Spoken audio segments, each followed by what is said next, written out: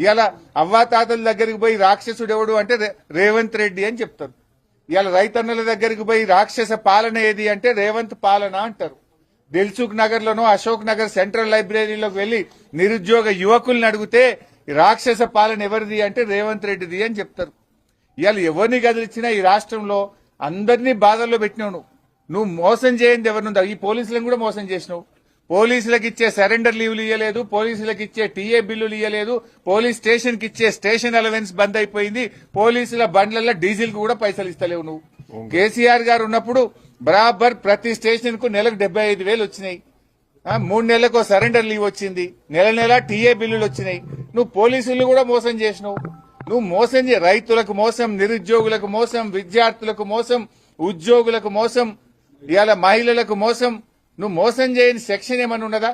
ఎంతసేపు పోలీసులను అడ్డం పెట్టుకుని నడుపుతున్నావు. ప్రజలకు అర్థమైంది నువ్వేదో మళ్ళా గెలుస్తా అని పగటికల్గా అంటున్నావు. ఏడబోయినా చెప్తున్నావు. నువ్వు గెలుసుడు కాదు కదా, ప్రతిపక్ష హోదా కూడా రాదు.